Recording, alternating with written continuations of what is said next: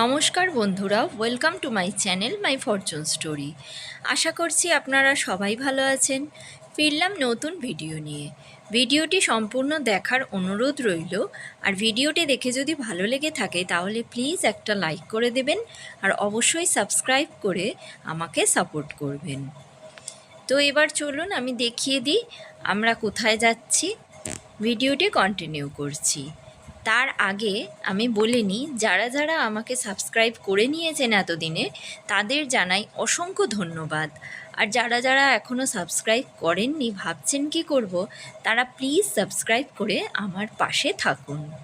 আর আমি একটা বিষয় বলতে চাই, গত ভিডিওতে এই সুন্দরবন নিয়েই ভিডিও করেছি। গত ভিডিওতে আমি ডিনারকে লাঞ্চ বলে দিয়েছি, তার জন্য আমি ক্ষমা প্রার্থী। এটা আমার অনিচ্ছাকৃত ভুল, বুঝতেও পারিনি। তো যাই হোক, চলুন আজকে কি করছি। আজকে আমাদের শেষ দিনের সুন্দরবন ঘোরা।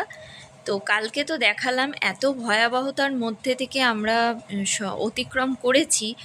আর কালকে এতই প্রাকৃতিক দুর্যোগ ছিল যে আমরা কোথাও নামতে পারিনি, সুন্দরবনের কিচ্ছু দেখতে পারিনি। কালকে আমাদের দেখার ছিল সজনেখালির টাওয়ার আর ওই আশেপাশে হাঁটা চলা ম্যানগ্রোভ অরণ্য, এই রকম আর কি। তো সেইগুলো কালকে যেটা হয়নি সেটা আজকে দেখাবার কথা।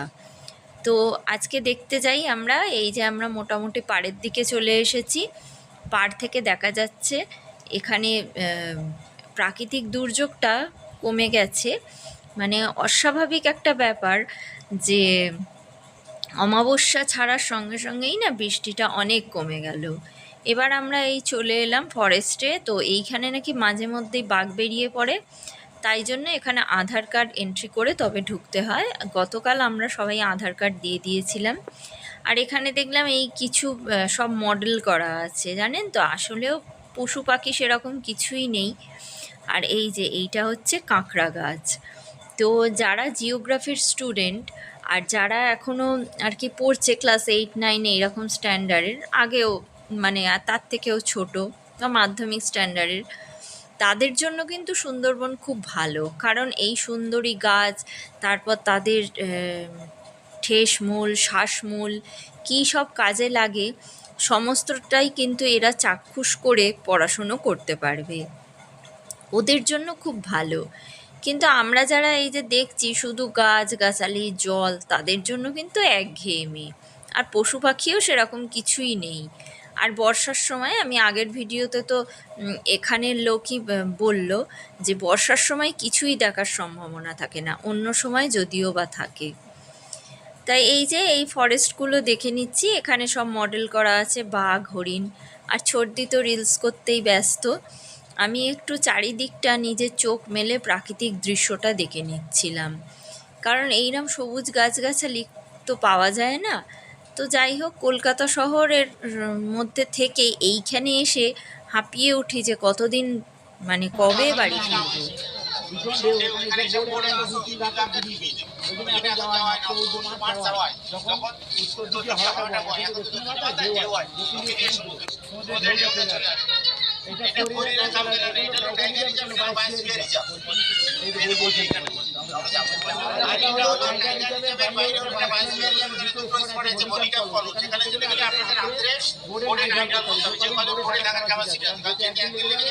ওখানে পরের দিন দেখে তারপর দিন ব্যাক করতে হবে।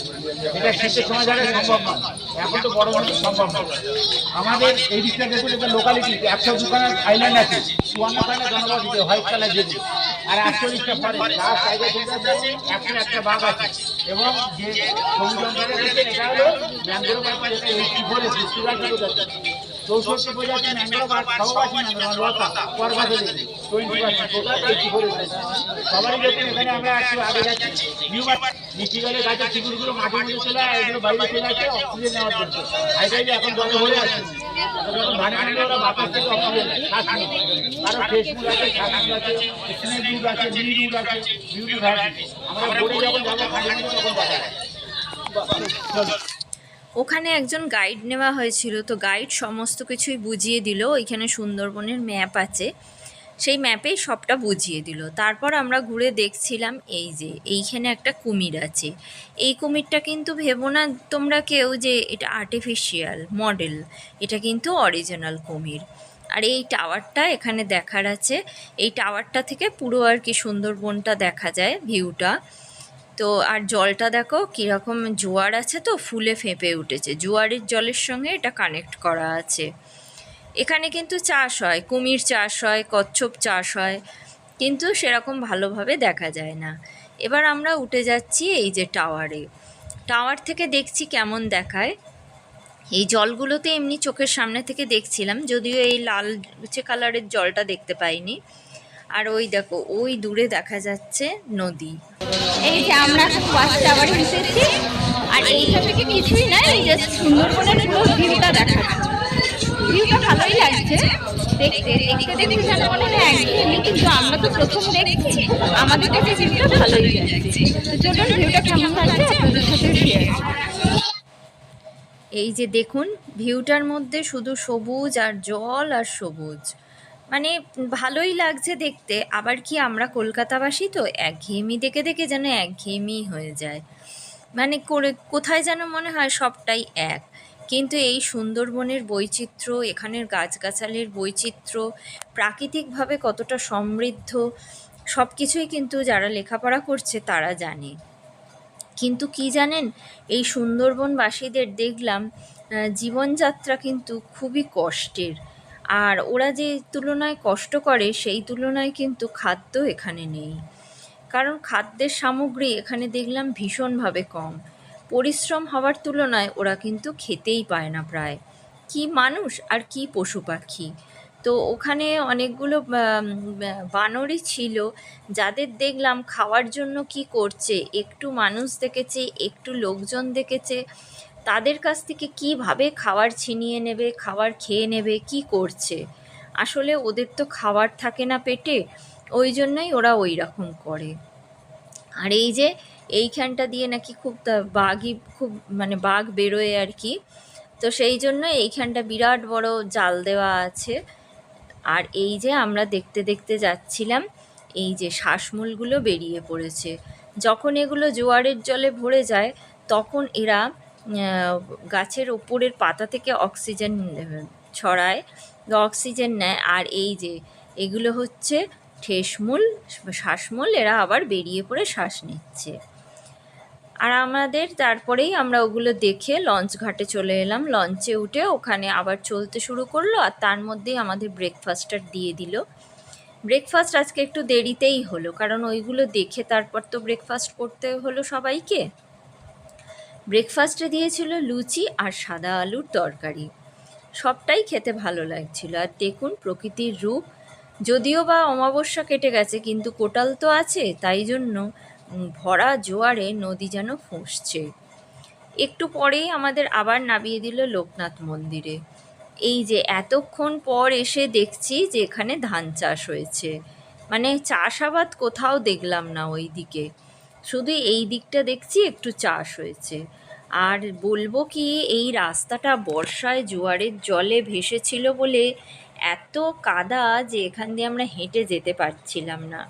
আর আপনাদের যে রাস্তাটা এই যে এখন দেখাচ্ছি, এই রাস্তাটা ভালো, এইখানে রাস্তাটা সরকার থেকে করে দিয়েছে। আর ওই ইটের রাস্তার এত কাদা, এইখানটাও এত কাদা ছিল যে এক জায়গায় পা দিলে আর এক জায়গায় পা স্লিপ খেয়ে চলে যাচ্ছিল। আমাদেরই বোটের একজন সহযাত্রী একটা ছেলে আমাকে হেল্প না করলে আমি এই লোকনাথ মন্দিরে আসতেই পারতাম না, আর ফিরতেও পারতাম না। আর জুতোটা এমনভাবে কাদার সঙ্গে চেপে ধরছে যে আমার জুতোটা তো ছিঁড়েই গেল। তো ওর হেল্প ছিল বলেই আমি লোকনাথ মন্দির দেখতে পেয়েছি, আর এটার একটা এক্সপিরিয়েন্স গ্যাদার করলাম। যে লোকনাথ মন্দিরে এলাম, এবার মন্দির দেখছি। আর ওদের একটা মানে আর কি অনুরোধ আছে যে কোনো সহৃদয় ব্যক্তি যদি সাহায্য করে তো ওরা আবার মন্দিরটাকে নতুন করে করতে পারবে, যা আছে বড় করে ওদের করার ইচ্ছা আছে। যেটুকু সাহায্য পেয়েছে সেটুকু থেকেই করেছে। আর ক্রিসমাসে বোধহয় সাজিয়েছিল, সেই সাজগুলো এখনও আছে। শিব আছে, লোকনাথ আছে যিনি প্রতিষ্ঠাতা, তার ফটো আছে।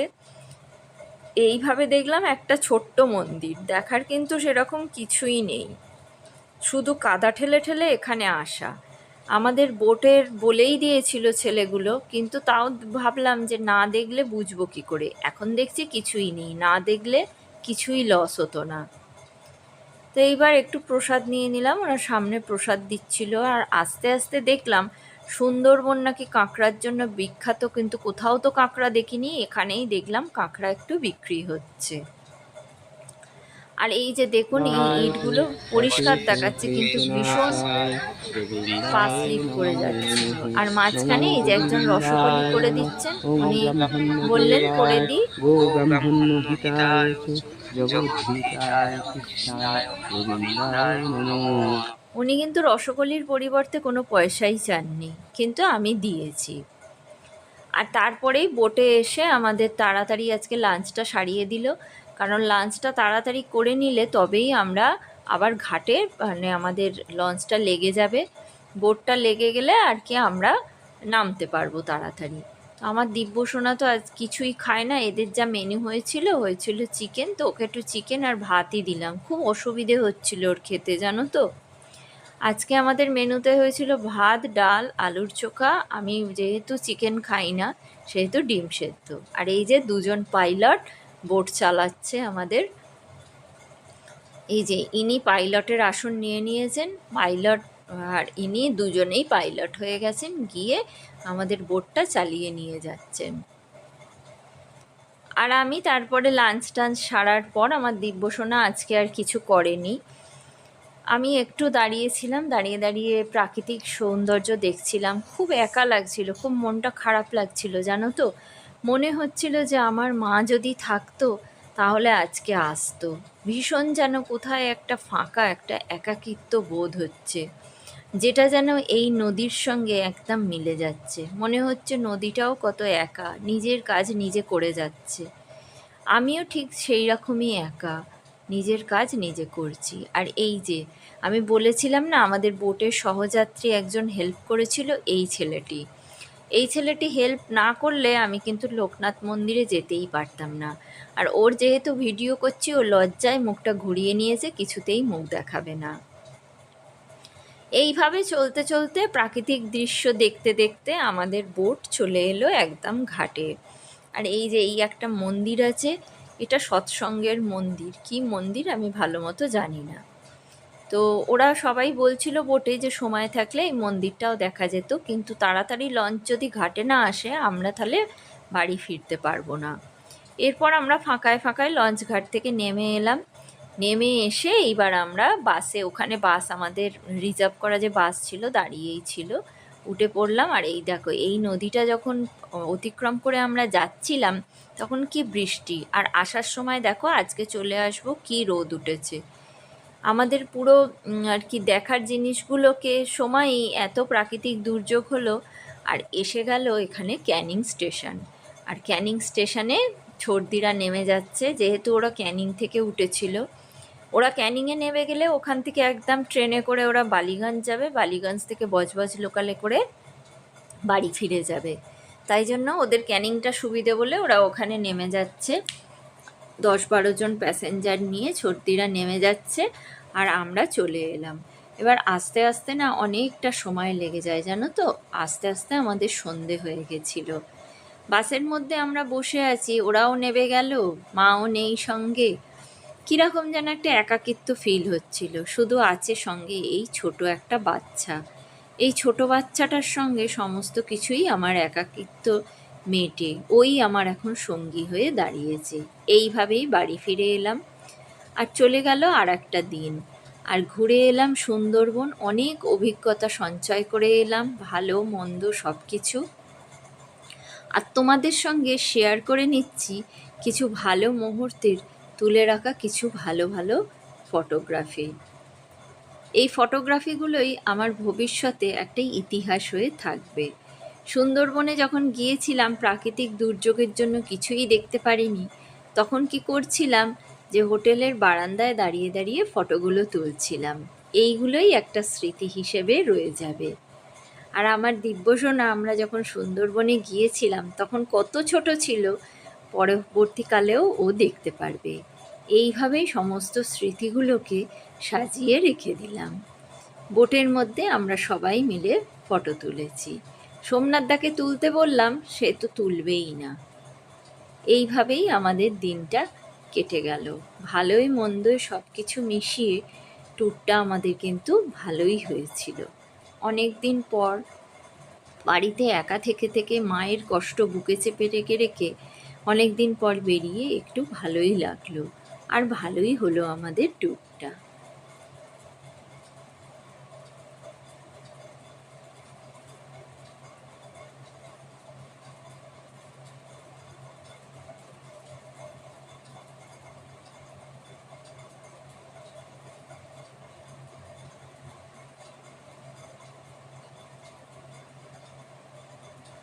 ছর্দি জানো তো আমাকে অনেকটাই মায়ের মতো সাপোর্ট করে। ওই জন্য ওর ফটো তোলার পোজগুলোতে বোঝা যায় আমার প্রতি ওর স্নেহটা কতটা। এইভাবেই দুজনে মিলে বেশ কিছু ফটো তুলে নিলাম আর রেখে দিলাম স্মৃতির পাতায়। তো ভিডিওটি আজ এই পর্যন্ত। ফিরবো নতুন ভিডিও নিয়ে। ততক্ষণের জন্য সবাই ভালো থাকবেন, সুস্থ থাকবেন। ভগবান সবার মঙ্গল করুন।